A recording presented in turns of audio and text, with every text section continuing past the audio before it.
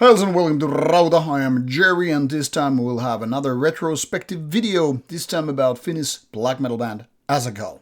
This is something I previously mentioned in my Finnish black metal series about the 90s, but this one deserves its own video for a couple of reasons. First of all, Azaghal is actually one of the cornerstones of creating so-called Finnish black metal sound, and also because I happened to interview this band already a few years ago. So let's tune into this rather vast discography by a band called Azaghal.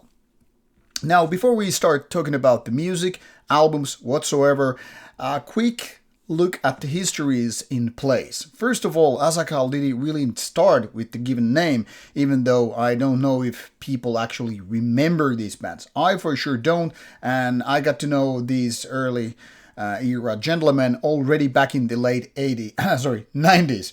So what happened already before Azaghal in 1998, that is, was a band with the basically the same concept, if you will, but under a couple of monikers. So, 1995 onwards, there were first Belphegor and Nargo Venture. I don't honestly remember these, so could really have fooled me without mentioning those names.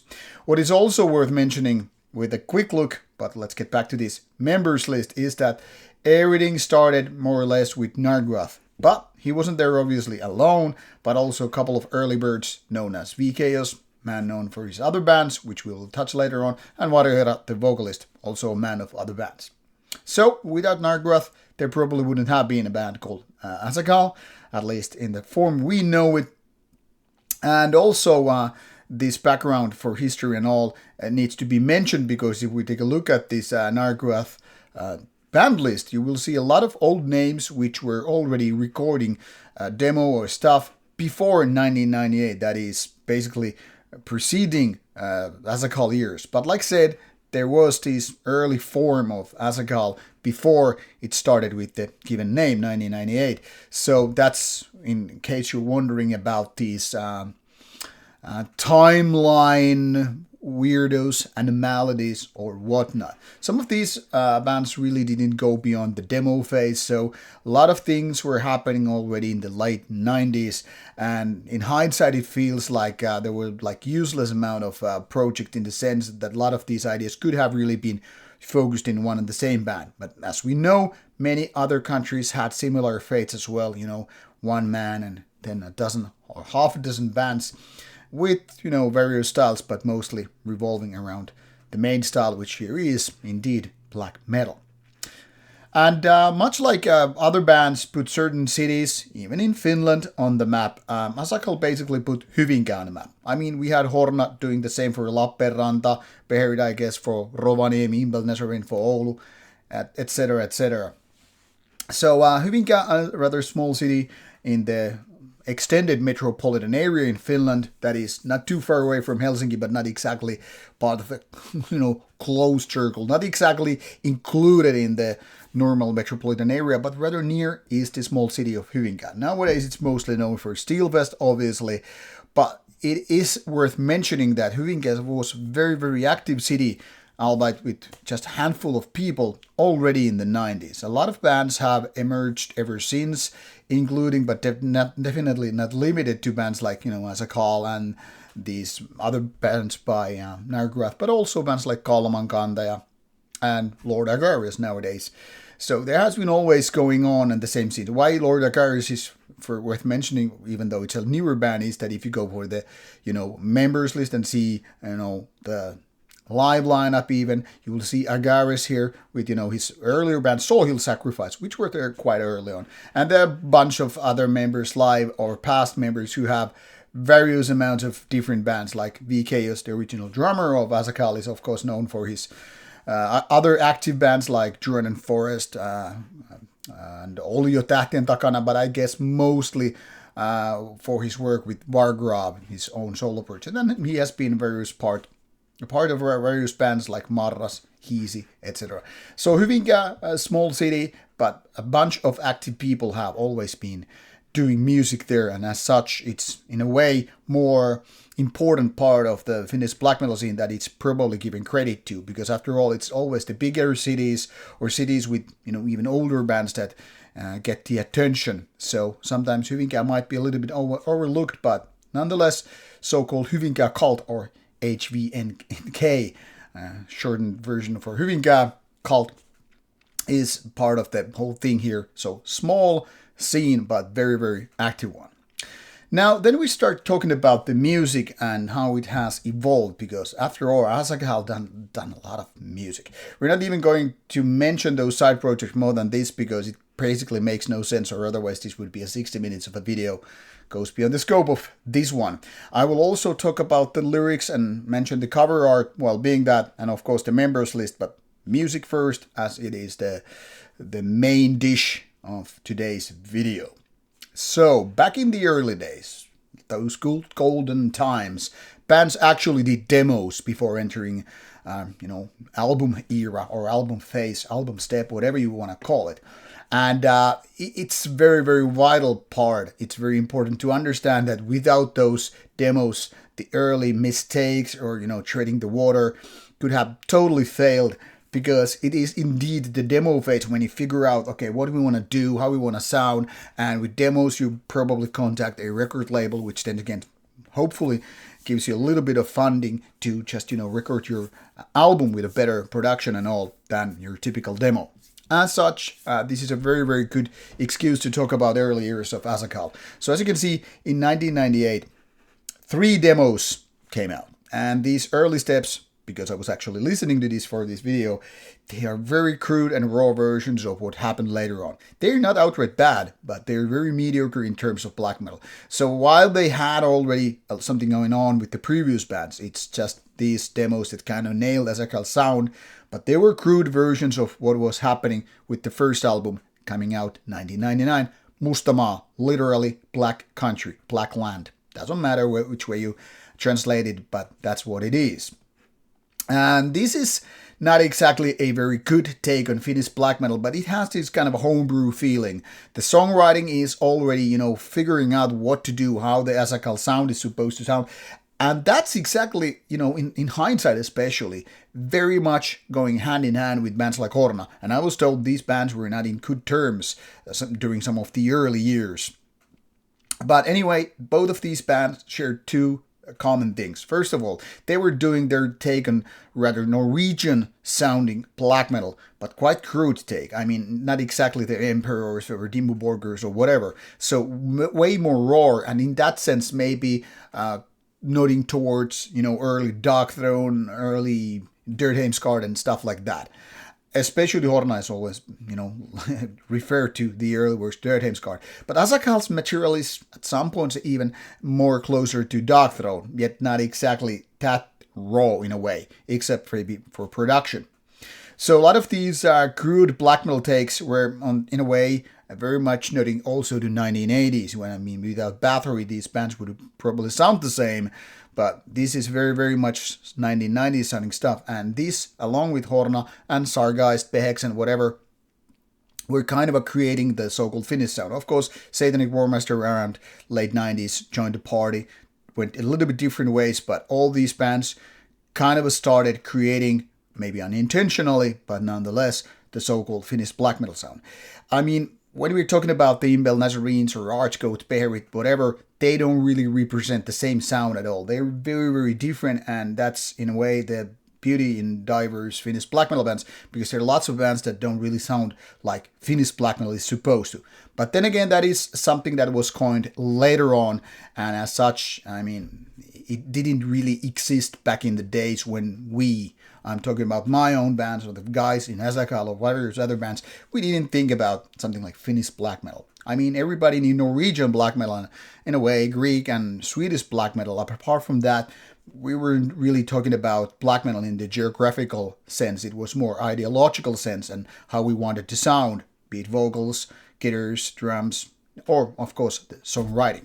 And as such, Azaghal had an important part of paving the way. It wasn't so obvious back in the days, mind you. It was kind of obvious later era. Like, okay, these guys really shaped up the whole Finnish black metal sound, even if they never got that much credited for that, because obviously bands like Horna or Satanic Warmaster pretty much stole the thunder in that sense.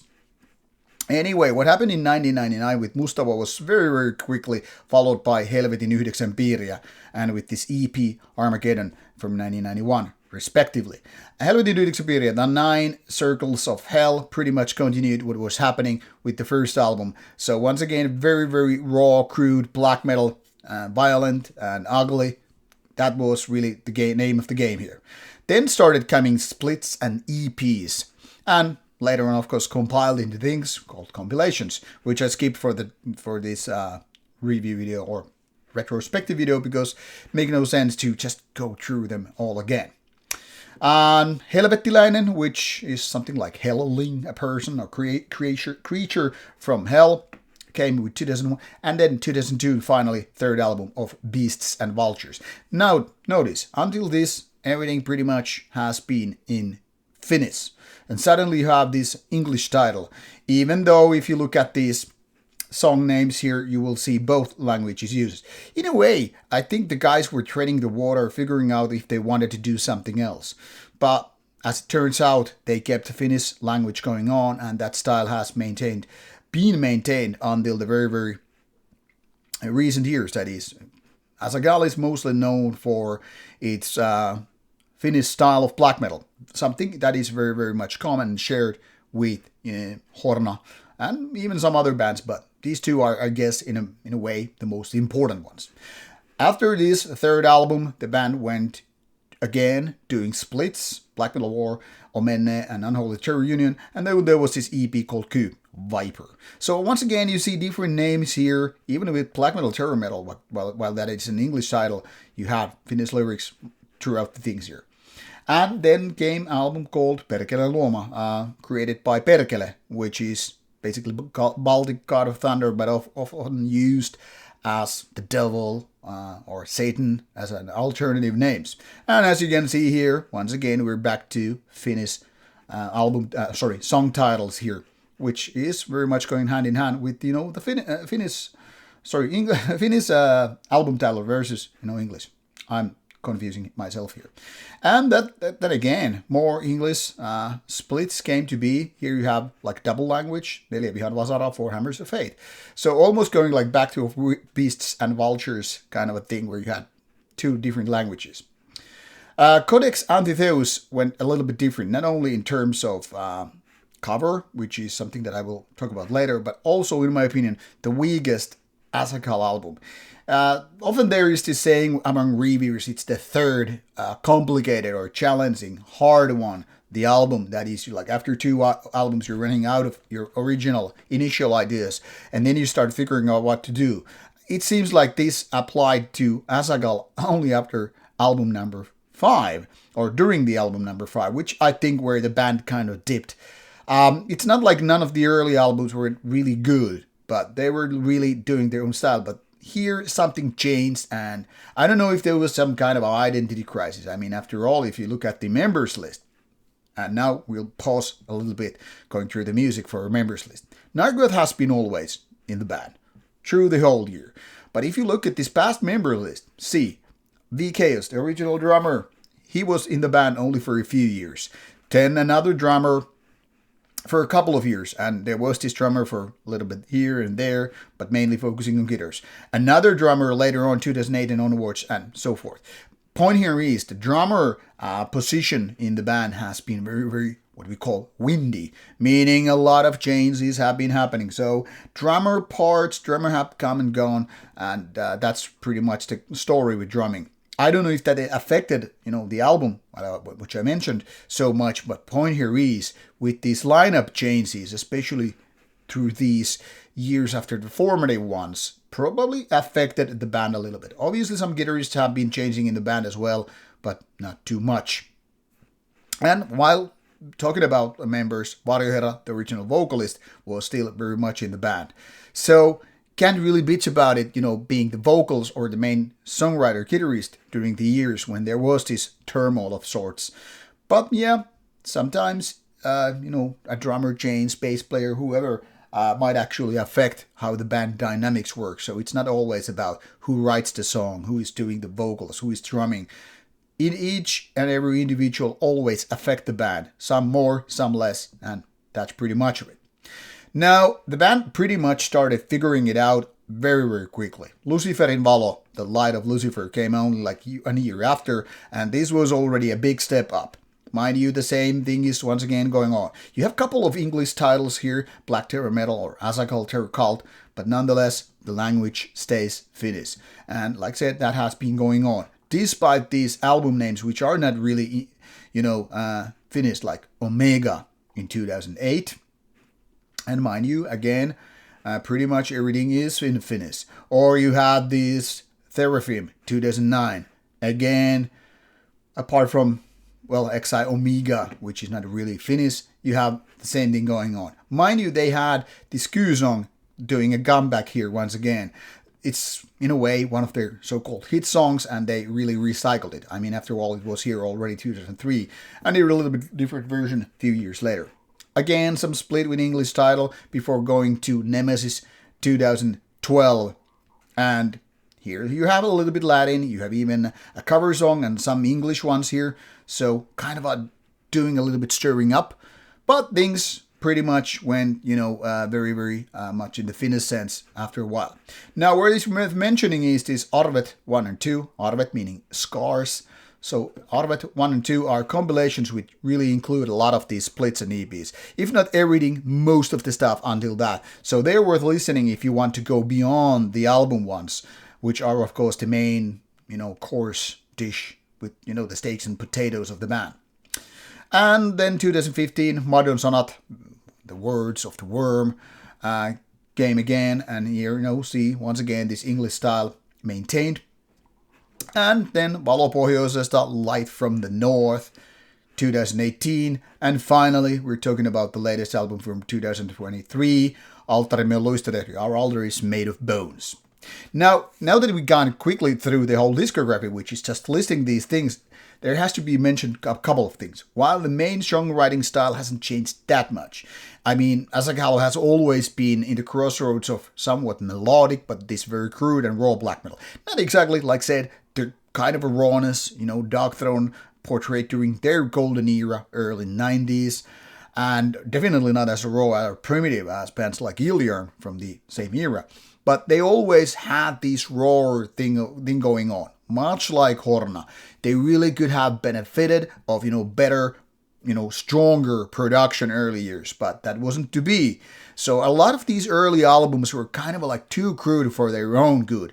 But something started changing after basically 15 years in the game. And suddenly it started changing pretty later. And now these latest albums, not only past 2 albums or so, have really had a really good production. And in my opinion, they were already bumping up the whole name of the game here. But it really happened pretty much earlier, around after Codex Antitheus. Albums like Omega, Therafim, they were already happening. These were better in songwriting, so much stronger. And suddenly it was like these early, sometimes even sloppy riffs were just gone, and they were replaced with better songwriting. And later on, when we entered the third era of the band, if you can call it that, there has been some lineup changes. And this is important because it was exactly Nargooth who mentioned it. With Lima joining the bands, with drums in 2012, things went in so many ways a new level. Meaning not only production, but things were more pro in terms of, doing live and all that stuff. So this was probably the game-changing era when he joined the band. Nargooth was very open about it, how Lima, joining the band changed things. So it wasn't just, a new drummer, but suddenly someone who started taking more responsibility of the whole band, not just songwriting or production or whatever, but a lot of things. And I think it helped because then Nargooth could really focus, being the main guy in the band, songwriting and all. And mind you, he has a lot of roles: guitars, bass, keyboards, vocals. So there's that. And here is mentioned he did clean vocals, which unfortunately are not that good if you listen to the early ones. This is something that I mentioned briefly in my Finnish black metal video, but I didn't emphasize that Närkut was taking care of clean vocals, whereas Varjoherra, who existed in the bands for a lot of years, did only the raspy ones, and his voice was really good. Mind you, the band was lucky to get another dose of good vocalists later on. Like there was Nivulungur for a few years meaning more than 10, and nowadays they have this guy called 13 since 2022. And also with these guys, a little bit lyrical sense has changed. Now, talking of which, I'm not gonna show you each an individual set of lyrics here because it makes no fucking sense. It would be super boring. So I'm just gonna summarize them in a way. Now, a lot of Azaghal's lyrics are in Finnish, so they are not that easy to read for someone who is not fluent in Finnish. And they're, in a way, a little bit quite poetic. In my opinion, quite nice language, and this is coming from a person who writes for a living. So my point here is there's a lot of similarities with Horna. Once again, like saying like these are more poetic, not like I'm gonna crush Jesus Christ and put him on the cross. More poetic, even though the lyrical themes are very, very violent often. And they're basically 2 or 3 different sets of vocal themes, which you could say. Now, Metal Archives mentioned Satanism, check, terror, debatable, hatred, sure, war, not in the war metal, not in the both or sense, but yeah, let it slide, and anti-Christianity. Totally. So Satanism and anti-Christianity and certain kind of a pagan themes are the running themes throughout Azaghal's whole course of action. It has always been more or less, attacking Christianity or Jesus, God, etc. So yeah, that's definitely anti-Christianity. That is kind of the main topic here. That's how the whole band kind of revolves around it. Satanistic topics are also a very, very important part of Azaghal sound. They are not maybe as religious as some bands tend to be, so it's sometimes hard to see whether they are to be taken literally, like as in terms of worshipping Satan, the devil, and so forth, or more metaphors, analogs, like, okay, we're not meaning like literal creature of Satan. These are a little bit vague. In a way, they are very, very traditional in the sense of, dealing with black metal lyrics. But because they are in Finnish, like I said, it's hard for people to understand it. Now, comparing Horna style to Azaghal is a little bit tricky because without going into details, you could basically take lyrics from both bands and shuffle and, just deal them wildly, blindly, and you wouldn't probably even figure out which lyrics are from which bands. It's almost kind of scary because it feels like, what the hell is going on? These guys write the lyrics in so similar ways. Now, one thing is in common too, even though it's not really readable in the lyrics, is that Azaghal name is taken from Tolkien, which is here also described in the Metal Archive site for the band, and same thing goes for Horna. Not the band's name, but a lot of early Horna stuff has to do with Tolkien stuff. So these guys both have their roots in a way in fantasy literature, maybe even gaming, but goes beyond the scope once again.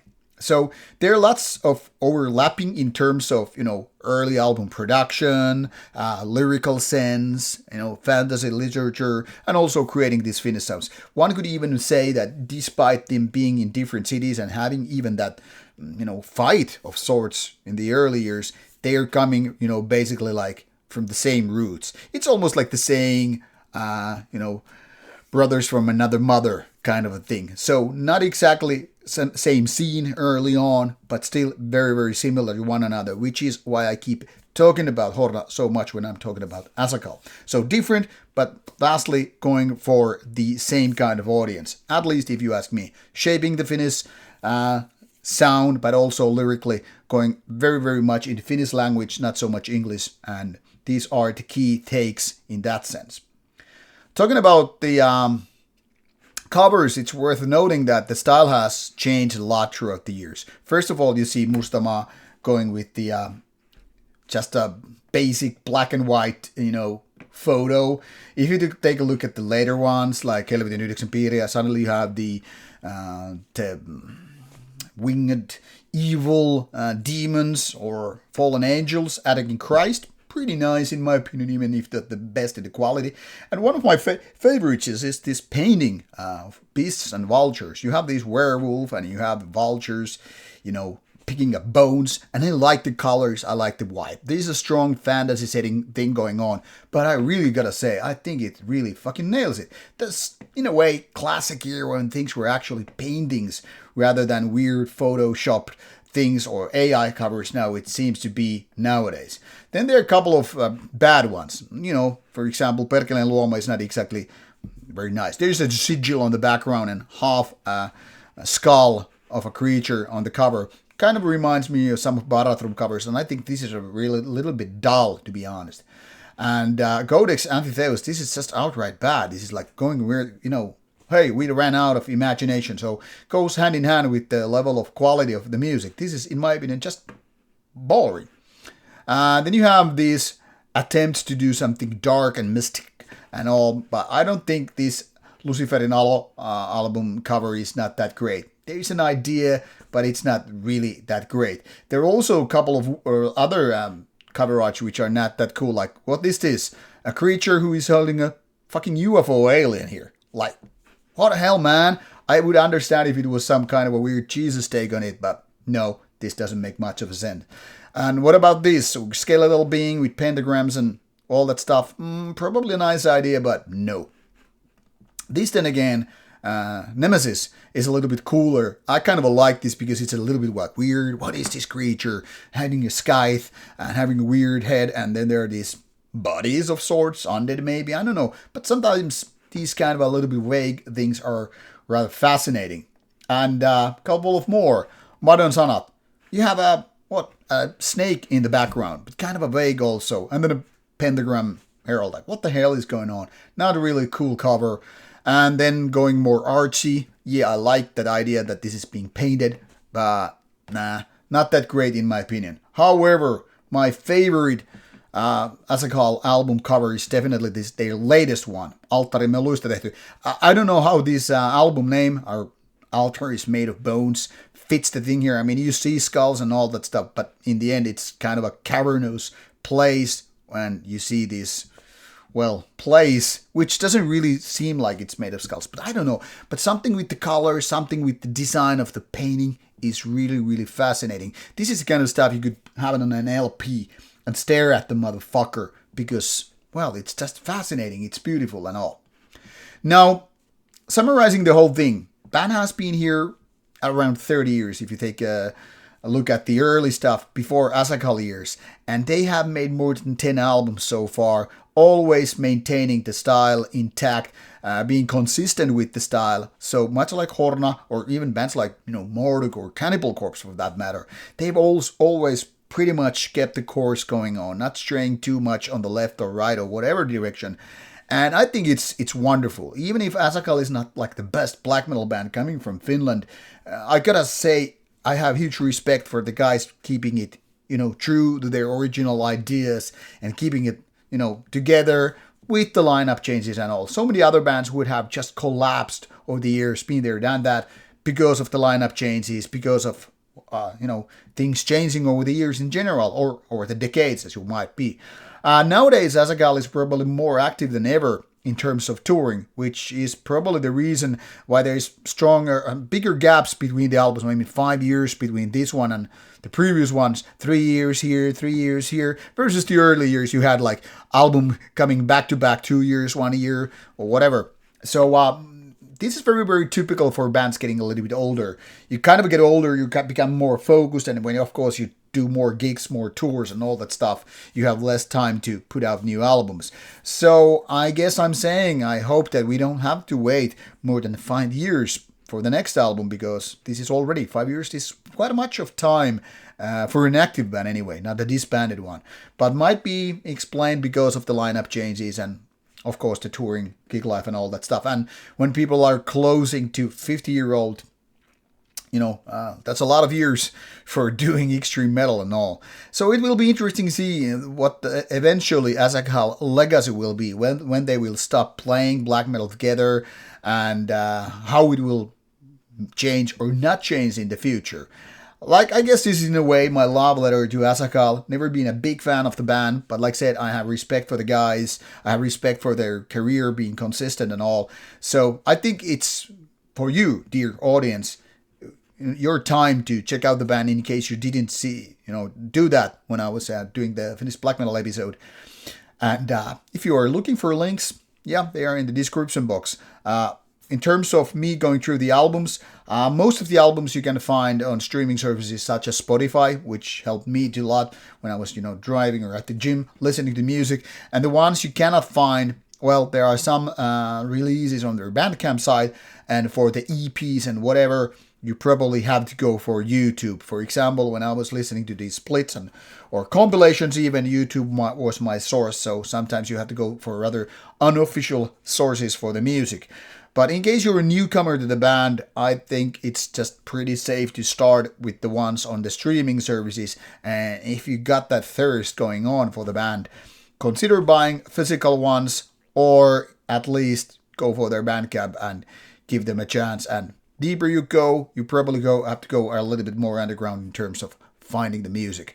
Now, I hope I answered most of the questions here, most of the pondering topics, including lyrics, covers, music and all. But if you still have more questions about the band and all that stuff, watch the interview I did with the guys a few years ago, or just comment on the comments box below, and I will then pass the question to the main man of the band.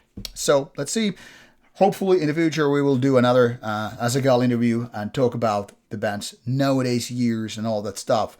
Meanwhile, you do your homework and check out Azaghal music, and of course, try to enjoy it. Off you go. Bye bye.